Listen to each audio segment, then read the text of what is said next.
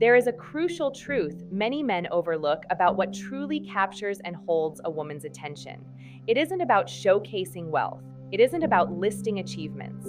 It isn't even about being the most entertaining or charismatic person in the room. What distinguishes men who genuinely spark a woman's interest from those who are merely tolerated is far more subtle and far more powerful. It's the ability to make her feel deeply recognized rather than simply noticed. It's knowing how to ask questions that move beyond the repetitive conversation she's tired of having. It's understanding that attraction grows through creating an environment where she feels safe enough to reveal who she really is. Before we go deeper into this, I want you to pause for a second and really think about your last few conversations with a woman you were genuinely interested in. Not just what you said, but how the interaction felt. Did it feel alive, like something meaningful was unfolding? Or did it feel like you were both just following a script you didn't even realize you were reading from? Because most men don't fail due to lack of effort. They fail because they're playing a game on the surface while the real connection is happening underneath in a place they never reach. And here's the uncomfortable truth. If your conversations feel predictable, she already knows where it's going. And once a woman can predict you, she stops feeling you. Now imagine something different. Imagine sitting across from her, and instead of trying to impress her, you create a moment where she forgets everything else around her. A moment where she pauses, not because she doesn't know what to say, but because what you just asked made her feel something real. That's the shift. That's where attention turns into curiosity, and curiosity turns into emotional investment. And I want you to ask yourself honestly, when was the last time someone looked at you and asked something that made you feel truly understood? Not evaluated, not judged, understood. Because the moment you understand how powerful that feeling is, you begin to understand what women are actually craving beneath all the noise. What I'm about to share with you isn't about tricks, lines, or manipulation.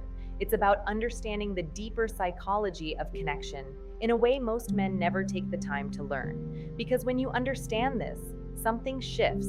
You stop chasing attention and you start becoming the kind of presence people naturally move toward. Consider what most women experience every single day. They're seen constantly, but rarely understood. People comment on their appearance, their style, their energy. They're complimented, approached, noticed. But here's the part most men miss. Being noticed is not the same as being seen. In fact, after a while, being constantly noticed without being understood becomes exhausting.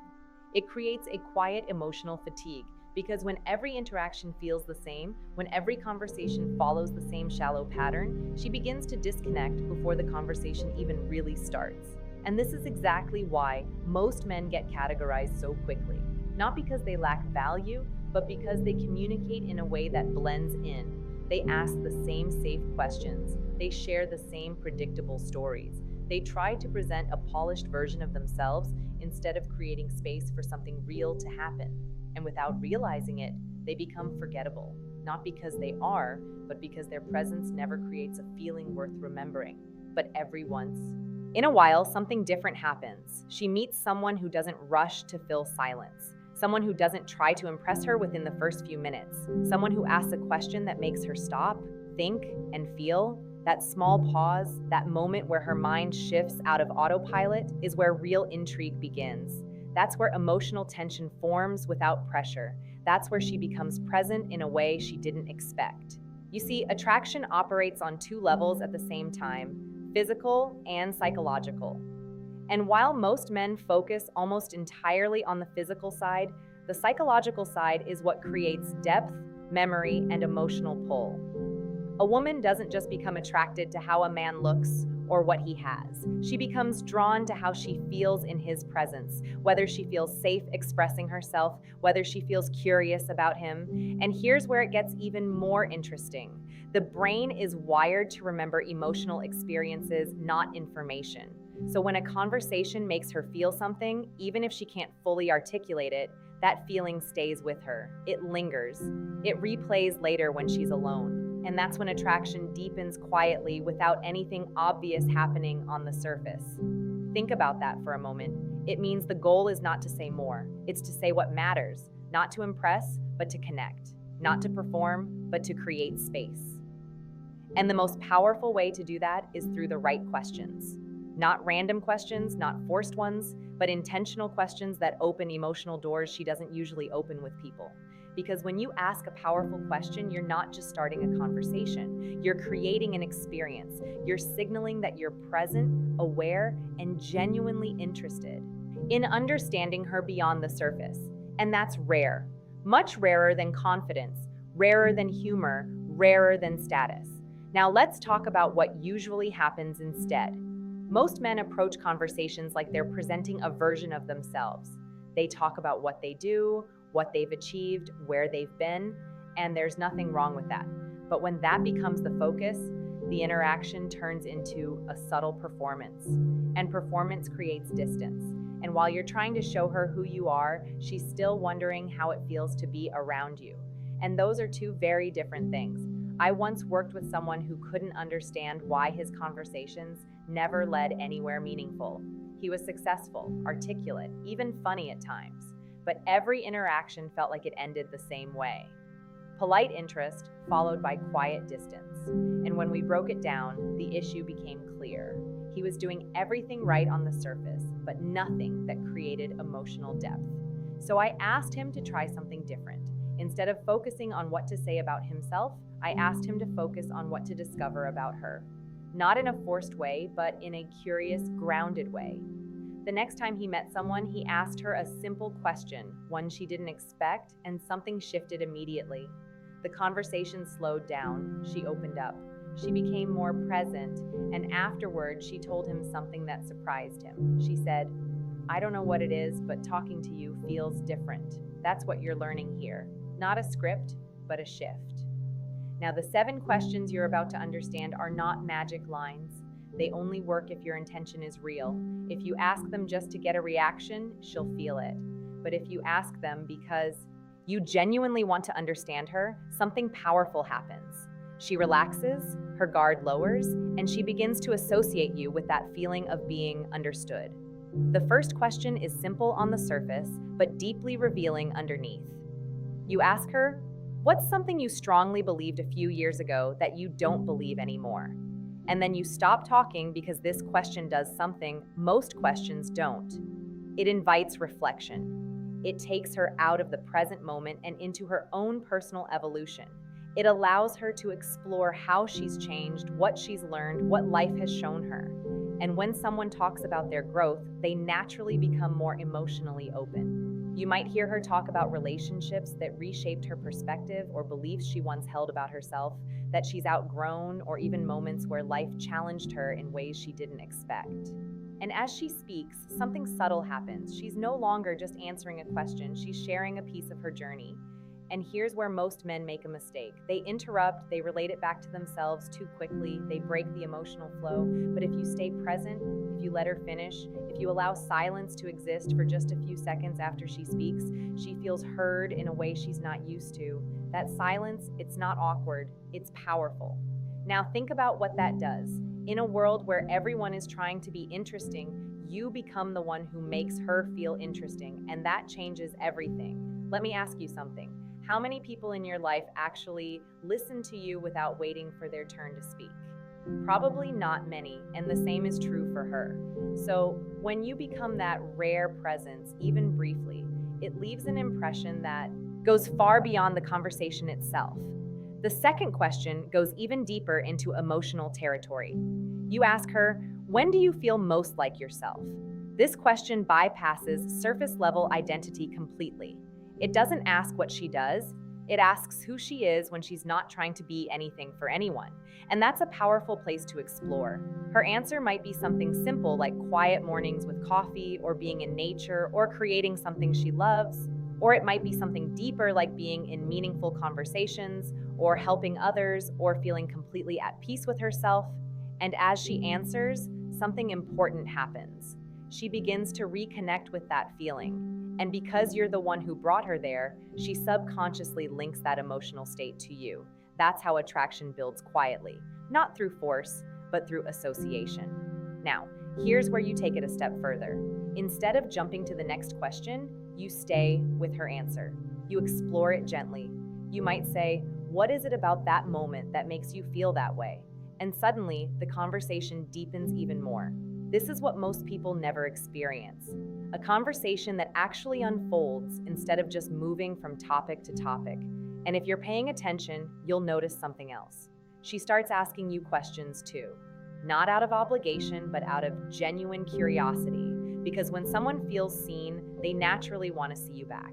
So now I want you to reflect again. Are your conversations creating this kind of experience, or are they staying on the surface where nothing really sticks? Because in the next part, we're going to go even deeper into the remaining questions, the ones that unlock hidden desires, reveal emotional patterns, and create a level of connection most people never reach. And once you understand how to use them the right way, you won't just hold attention, like you'll become unforgettable. Now, here's where things begin to shift even more deeply. Because once a woman starts opening up, once she begins to feel that sense of emotional safety and curiosity, the next step is not to rush forward. It's to guide the conversation into places she doesn't usually go with people. And this is where most men lose momentum. They either become too eager and break the rhythm, or they retreat back into safe surface level topics because they don't know how to handle depth. But if you stay grounded here, if you stay calm and present, this is where connection transforms into something she actually feels. The third question is one of the most powerful ways to unlock that shift. You ask her, if nothing held you back, no fear, no money concerns, no judgment, what would you be doing right now?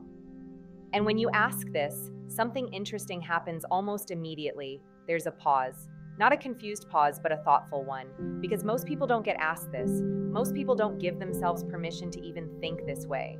Life conditions them to be realistic, to stay within boundaries, to filter their desires before they even speak them out loud. But this question removes all of that. It creates a space where she can explore who she is without limitations. And when someone steps into that space, even for a moment, it feels freeing. She might tell you about a dream she never pursued, a passion she set aside, a version of her life that exists quietly in the background of her mind. And as she speaks, you'll notice a change in her energy. There's often more emotion, more expression, sometimes even a hint of vulnerability she doesn't usually show. And here the key: you don't interrupt that.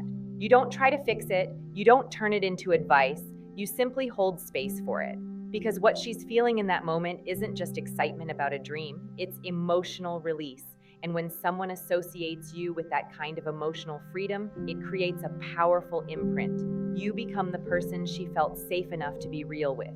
Let me give you a real scenario to make this clear. A woman once shared that she had always wanted to move to another country and start over, but she never did because she felt responsible for staying close to her family. One man immediately says, "You should just go for it. Life is short." The first response shuts down the emotional depth by jumping into advice. The other simply says, "What do you think your life would feel like if you did?" The second keeps her in that reflective space and allows her to explore it further. And that's the difference between a conversation she forgets and one she replays later in her mind. Now think about this. How often do people actually feel heard when they talk about their dreams? Not judged, not redirected, not rushed, just heard. That's rare. The fourth question moves into something even more personal. You ask her, what kind of connection do you believe you truly deserve? This question goes straight into her beliefs about relationships, her sense of self-worth, and the patterns she may or may not even be fully aware of. And because of that, it often creates a deeper emotional response than she expects. She might speak with clarity, describing a relationship where she feels respected, understood, emotionally supported. Or she might hesitate, unsure of how to answer because part of her hasn't fully defined that yet. And both responses are meaningful because when someone hasn't clearly defined what they deserve, it often reflects past experiences that shape their expectations. Maybe they accepted less than they should have. Maybe they're still figuring out what healthy connection actually feels like. This is where trust begins to form. Not forced trust, but natural trust. The kind that builds when someone feels emotionally safe in your presence. And again, your role here is not to analyze her or correct her, it's to listen, to be present, to allow her to express something she may not usually say out loud. And here's something important to understand.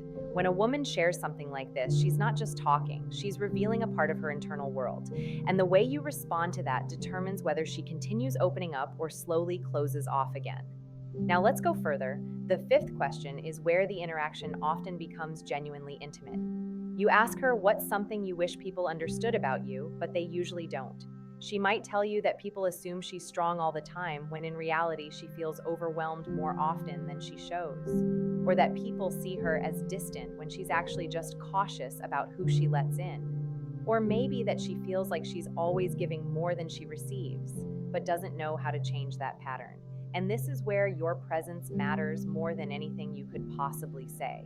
Because if you respond with distraction or try to lighten the moment too quickly, you break that connection. But if you stay with her, if you acknowledge what she said in a simple, genuine way, she feels seen.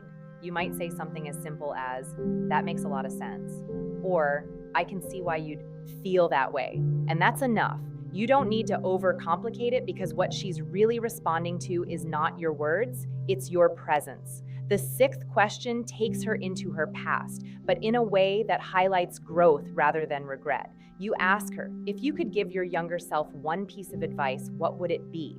And as she shares this, you're not just learning about her past, you're understanding her values. You're seeing what matters to her, what she's learned, what she carries forward. This question is powerful because it naturally brings up lessons, experiences, and moments that shaped who she is today. And when people reflect on their past with awareness, they often reveal their deepest insights without even realizing it. She might talk about trusting herself more, speaking up sooner, walking away from situations that didn't serve her, or simply being kinder to herself during difficult times. And again, notice the pattern here. Each question is not random. Each one opens a different emotional door. Growth, identity, desire, self-worth, vulnerability, reflection. And when these layers unfold naturally in a conversation, it creates a sense of depth that most people rarely experience. Now, here's something subtle but important. At this point in the interaction, if you've been present, if you've listened well, if you've allowed space instead of feeling it, she's already feeling something different about you. And this is where many men make another mistake. They try to capitalize on the moment too quickly. Instead, you stay steady. You let the connection breathe, because attraction that builds slowly tends to last longer and feel stronger. Now, before we move to the final question, I want you to reflect again, not just on what you're hearing, but on how you would actually apply this, because knowledge without application changes nothing. The next time you're in a conversation, instead of trying to think of something impressive to say, ask yourself a different question. What can I discover about her that most people never take the time to see? That one shift alone will change how you show up. And in the final part, we're going to bring everything together with the last question, and the one that reveals her core motivations, her sense of freedom, and what truly drives her beneath everything else. Now, we arrive at the final question. And in many ways, this is the one that ties everything together. You ask her, what does freedom mean to you personally? And when you ask this, something shifts again, not on the surface, but internally. Because freedom is not just a concept, it's a feeling, it's a value. It's something people move toward or protect often without even realizing it consciously. Her answer might be simple at first. She might say, freedom is the ability to do what I want when I want. But if you stay with it, if you gently explore it, it becomes much more revealing. Freedom might mean emotional peace. It might mean not having to prove herself to anyone. It might mean independence, or the ability to express herself fully without fear of judgment.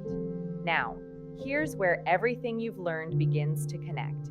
Each of these questions was never just about getting answers. They were about creating an emotional experience, a moment where she feels safe enough to reflect, to express, to reveal parts of herself that don't come out in everyday conversations. And when you guide someone through that experience with calm presence and genuine curiosity, something powerful happens. She doesn't just remember what you said, she remembers how she felt while talking to you. Let's pause here for a second, because this is important. Think about the people you feel most connected to in your own life. It's not because they impressed you the most, it's because at some point they made you feel understood. They created a space where you didn't have to filter yourself, and that feeling is rare. Now imagine being that person for someone else, not by trying to be perfect, but by being present, by listening without rushing, by asking questions that actually matter. This is where attraction quietly transforms into something deeper. Not loud, not obvious, but steady and real. But here's the part most men still struggle with. Knowing what to ask is one thing. Knowing how to carry the conversation afterward is what truly makes the difference. Because these questions are not a checklist. They're not meant to be asked one after another like an interview. That would feel forced, unnatural, and she would sense it immediately. Instead, think of them as doorways. You open one, you step inside, and you stay there for a while. You explore it. You let the conversation unfold naturally, and only when it feels right, you move to another. For example, if she shares something meaningful about when she feels most like yourself, you don't immediately jump to the next question. You stay with it. You might ask, what changed for you that helped you realize that? Or do you feel like you get enough of that in your life right now? Now the conversation is no longer structured, it's alive. And here's something subtle but powerful. When you genuinely listen, when you respond thoughtfully, she begins to feel something that goes beyond attraction. She feels respected, she feels valued, and those emotions create a kind of connection that doesn't fade quickly. Let me give you another real-life scenario. A woman once described meeting someone who didn't try to impress her at all. He wasn't overly talkative, he didn't dominate the conversation, and he didn't try to steer things in a specific direction, but he asked her one question that stayed with her long after they parted ways. And more importantly, he listened to her answer in a way that made her feel like what she was saying actually mattered. Days later, she found herself thinking about him, not because of something obvious but because of how different that interaction felt. And that's the key word here, felt. Because attraction that is based only on what is seen fades quickly, but attraction that is rooted in how someone feels in your presence tends to linger. It grows quietly, it builds over time. Now I want to challenge you with something. The next time you're in a conversation, resist the urge to fill every silence. Resist the urge to prove yourself. Instead, focus on creating space, because in that space, something real has the opportunity to emerge. And I know what some of you might be thinking. What if it gets awkward? But here's the truth. Silence only feels awkward when you're uncomfortable with it, when you're grounded, when you're present. Silence becomes part of the connection. Let's talk about something equally important, intention. Because everything you've learned here only works if your intention is genuine. If you're asking these questions just to get a reaction to create attraction artificially, she will feel it. Maybe not consciously, but emotionally. And when that happens, the connection doesn't deepen, it weakens. But when your intention is to truly understand her, to see her beyond the surface, everything changes. Your tone softens, your presence becomes more grounded, and the interaction feels natural instead of calculated. This is why authenticity is not just important, it's essential. And here's something that might surprise you. When you approach conversations this way, you don't just become more attractive, you also start filtering the kind of connections you allow into your life. Because as you listen more deeply, you begin to recognize who aligns with you and who doesn't. So this isn't just about making her interested in you, it's also about understanding whether she's someone you genuinely connect with. Now, let's bring this back to you for a moment. Think about how you usually show up in conversations. Are you trying to be liked, or are you trying to understand? Are you focused on what to say next, or are you actually listening to what's being said? Because the shift from performing to connecting is what changes everything. And if you apply this consistently, something interesting happens. You stop feeling pressure. You stop overthinking every word. You become more relaxed, more present, more confident. Not because you're trying to be, but because you're no longer focused on proving anything. That's real confidence. Now, I want to leave you with a simple exercise you can start using immediately. The next 3 conversations you have, whether it's with someone new or someone you already know, choose just one of these questions, not all 7, just one, and ask it at the right moment. Then do something most people never do. Listen fully. Don't interrupt. Don't rush. Don't turn it back to yourself too quickly. Just listen. And afterward, reflect on what changed. Did the conversation feel deeper? Did the other person open up more? Did you feel more present? Because once you experience that shift for yourself, you won't need to force anything anymore. It will become natural. Now, I'm curious, which of these questions stood out to you the most? Which one do you feel would create the biggest shift in your conversations? Let me know in the comments because I read them and I genuinely want to hear your perspective. And if you've ever had a conversation where someone made you feel truly understood, share that too. Because those moments matter more than most people realize. If this gave you a new way of seeing connection and attraction, make sure you like this video and share it with someone who might need to hear this. And if you haven't already, subscribe to the channel because we're going to keep exploring the deeper psychology behind relationships, attraction, and human behavior in a way that actually makes a difference in your life. And remember this, women are not drawn to the loudest man in the room or the one trying the hardest to impress them. They are drawn to the man who makes them feel something real, the one who sees them beyond the surface, the one who understands without needing to prove anything. When your presence creates that kind of experience, you don't just hold attention, you leave a lasting impression.